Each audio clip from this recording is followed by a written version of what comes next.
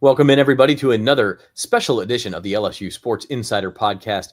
This is Women's Basketball March Madness edition. We are brought to you by Our Lady of the Lake Health, the official championship healthcare partner of LSU Athletics. I am Zach Ewing. He is Scott Rabalais, the lead Baton Rouge sports columnist for The Advocate. And Rab, LSU, last we spoke, was dusting off a 30-point victory over Florida State at the PMAC in the second round of the NCAA tournament. They looked, quite frankly, like one of the best teams in the country over the weekend. Less than 24 hours after that, they boarded a plane to go to lovely Spokane, Washington. At least lovely by association. I have never been there. I assume most of the Tigers have never been there. It is about as far off the beaten path as you can get for an SEC team.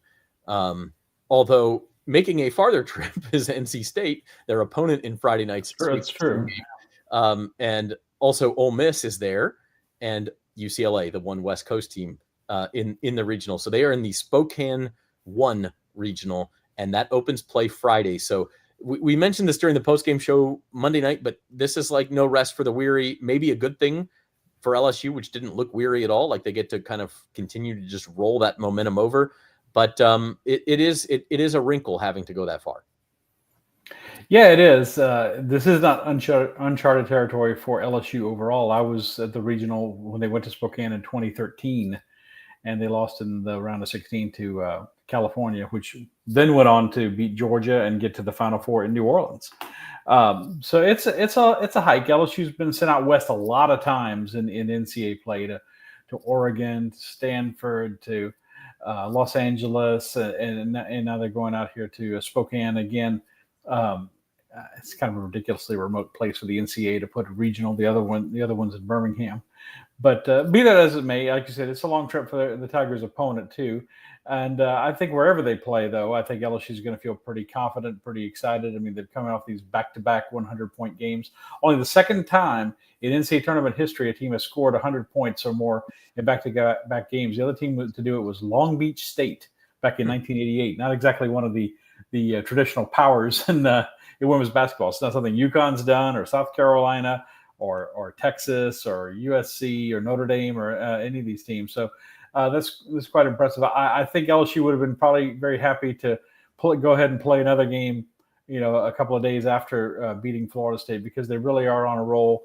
The big three players look good. The backup and reserve players and supporting cast have looked very impressive, and it's just another trip, another notch in the Kim Mulkey resume. It's her 18th Sweet 16, 17th for LSU overall, and as she said after the game, they expect it to go this far. This is not a goal or a destination or a be all end all. This is an achievement for Ole Miss to get back to the Sweet 16. This is not the end goal for LSU. I think they go to Spokane feeling very confident that they can make it all the way from there to Tampa for the women's Final Four.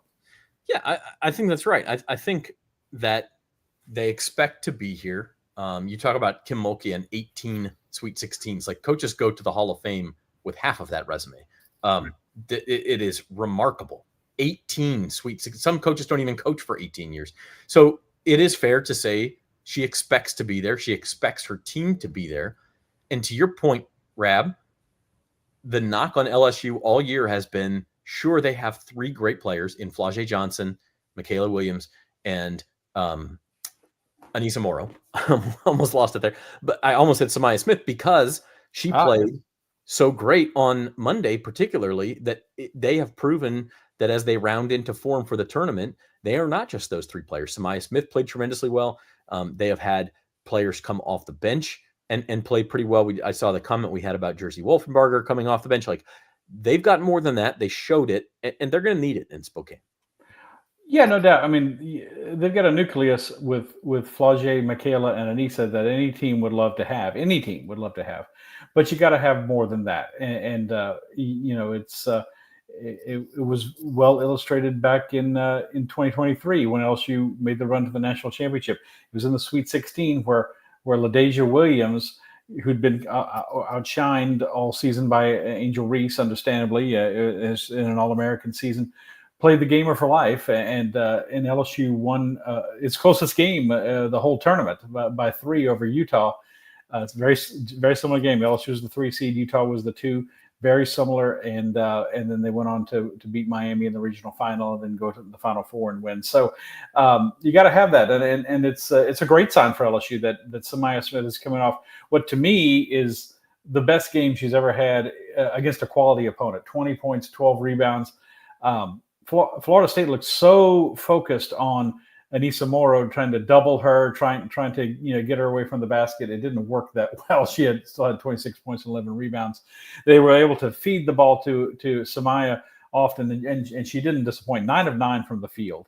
Obviously, that's not going to happen every day, but she's a very talented, smooth, skilled player who, as Kim Mulkey said, is still trying to come back from this second devastating knee injury that she had early last season that held her out most of the last season. So I think the future is very bright for Samaya Smith, and they need her. They need Kaylin Gilbert off the bench. They need good point guard play, which they got from last year, Poa and Cheyenne Day Wilson, who did only combined for 2 points, but 7 assists.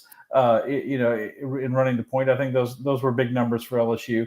And they're going to have to continue to get that. A nice play from Jada Richard, the freshman, who seems to get better every time she steps onto the court, and more confident, I probably would say. She's a very good player. So, those things are critical. LSU's going to have that, because you can't just be those 3 players, because, as you saw against Florida State in the second quarter, Michaela Williams sat the whole second quarter because she got 2 fouls. Flau'jae Johnson sat most of the second quarter because she had 2 fouls, and that was Kim Mulkey might have been tempted to put them back in the game before the first half ended. But LSU in this back and forth thrilling NBA style first half against Florida State, but those backups, those reserves, those other players were doing so well that she didn't need to. And when she was able to put them back in the game in the second half, they just exploded on Florida State. Had that 31-6. Third quarter. I've seen a lot of LSU postseason basketball, women's basketball over the years. That's one of the very best quarters they've ever had, again, against a quality opponent. So, all those things. It's great to have the big 3, and you want to have that, but you got to have those other players too.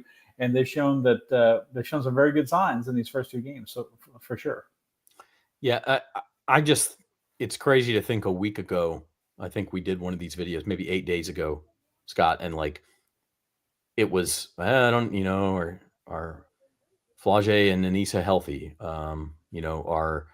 Is LSU, did it peak too early? Are they going to be ready for this? They'll beat San Diego State, but Florida State's a pretty tough draw. It's just, I don't know. And now here we are on Wednesday, and all of a sudden it seems like not only could they make the Final Four, but you look at this region and I'm like, should they make them? I mean, maybe they're the best team there. And I don't mean to dismiss UCLA, who is the number 1 overall seed and has some tremendous talent on their roster. But just look at, if you had to pick a 2 seed to face, you would certainly have picked NC State, a team LSU beat by 17 points in the Bahamas back in November, over the other 2 seeds, which are Duke, TCU, and certainly UConn. And NC State's had a good season. I'm not trying to dismiss them either. And then UCLA, if you have to compare them to the other number 1 seeds, every game is tough once you get to the Elite 8. I don't know that LSU is going to feel like they can't come out of this region or shouldn't come out of this region. No, not with what they've done the last 2 years in the tournament. Winning the national championship 2 years ago, making it to the Elite 8 last year, including a round of 16 win over UCLA. Who and these are 2 very similar teams to last year. And look, if somehow Ole Miss upsets UCLA, we're gonna be saying if LSU wins, well, they just beat LSU to the end of the regular season in Baton Rouge, only home loss for LSU this season. So it's tough. I mean, obviously the competition gets tougher. They handled San Diego State. I think still, though, no one expected LSU to win by 53 points, against San Diego State, and no one expected them to win by 30 against Florida State. These have been 2 of the more impressive wins, any NCAA tournament win that LSU's had in these 4 seasons. Kim Mulkey. But it gets tougher every level going. I think LSU is a better team probably than when they played NC State in the Bahamas in November. But I think the Wolfpack is too, and they've got experience as well, having made it to the Final Four last year. So, but yeah, LSU's they got a lot of confidence. They have experience. You have players like Flau'jae Johnson and last year Poa, who were on the team in 2023. So, and Samaya Smith as well as major contributors. And then of course a lot of players last year, including Anissa Morrow and Michaela Williams, who I keep in my mind. I keep thinking she was on that 2023 team, but she's only a sophomore. She seems she's played such a huge role on this team in her 2 years, and such a great player that you kind of think that she's been around longer than she has. But yeah, I think LSU's got a lot of confidence, and I think people have confidence in LSU. I was looking at the ESPN predictions, and I think they have 7 or 8 writers who picked every Sweet 16 game. 7 of them, and they all picked. I was surprised they all picked LSU to win. But yeah, a lot of different scores. Not a blowout game, but they're favored to win the game outright. And LSU's a slight point spread favorite as well. Yeah, 3.5 point favorite, I think. And if you just look at the overall odds, UCLA is the odds-on favorite, -120 at DraftKings to make the Final Four, but LSU's next at 3-1. NC State's 5-1. Ole Miss is plus 650. So they're favored. Our Reed Darcy is on location in Spokane, or en route. I'm not sure if he's there yet, but he will be there tomorrow as LSU has its practice and its media day. And he will do another one of these videos from Spokane with some intel from Kim Mulkey and her players. So look for that. But let's wrap up here, Rab. Let's talk quickly about NC State, because you mentioned the game in November. It was an 82-65 LSU victory. I was looking at the box score, and I don't want to sound overly confident in LSU, because again, NC State is a good team, but NC State kind of did what it does in that game. It limited turnovers. It won the turnover battle with LSU, but they got beat up on the boards and shooting. NC State wasn't terrible, but they just could not keep LSU from putting the ball in the bucket. LSU had a tremendous shooting percentage. I think almost 60% in that game. I've got it up here. They were 29 of 55 from the floor, so 53%, but they were 7 of 14 from 3-point range. So LSU shot the ball well, but certainly they just came off a weekend where they shot the ball well. It's hard to see how does this game go 17 points differently for the Tigers. It is, but I think we should give NC State its due. They had a very nice stretch in the ACC, which was a good conference this year with the likes of Notre Dame, which plays in the ACC, and Duke and North Carolina. NC State's a good team. Sanaya Rivers is probably their star player. She's playing very well. They've got a forward, Madison Hayes, leads them with 7.3 rebounds per game. That's nice. She also step outside and shoot the three like Morrow does once in a while. But Anissa Morrow is the double machine, who I think still leads the nation in rebounding. They got a couple of nice freshmen too in Trigger and Awu. But Isaiah James is their leading scorer, the guard, also 18 points per game. So we should mention her too. Okay, so yeah, I mean they've got talent, and they've had an excellent season. I would say though, Zach, if I had to point to one, and there's always some criticism you can make of the selection committee, the fact that LSU beat them in the regular season. I know LSU didn't finish well; they lost 3 of their last 4 coming into the tournament, but the selection committee went with the NC State as a number 2 seed. Their net was much less than LSU's. They were like 16 and LSU was 10. LSU had the win over them in the regular season. I mean, they might still played each other as a NC State as a 3 and LSU as a 2, but I don't know. I thought it was a little disrespect to LSU, which looked like a 2 seed most of the second half of the season. But they got to play. You got to play a tough team at some point, and the NC State is that, and it should be a good game. But it's hard to go against LSU and Kim Mulkey's record in these games, and she's won a lot of them. Those 17 previous Sweet 16 appearances, she's definitely won most of them, and I think they'll get the win here. UCLA will be a tough game. Lauren Betts, the 6'7" senior, if that's the team that gets past Ole Miss, is going to be a difficult task. Kiki Rice, their guard, is very good. There's a lot of pressure on UCLA though to win, right? Because they're as you said, the number 1 overall seed, and everyone expects them to win. So they would be expected to beat LSU, I would think. But But I don't think any of those teams that are in Spokane are happy to see LSU there with the way that they're playing. No, certainly not. And the region seems wide open. LSU is rolling going in. They seem healthy.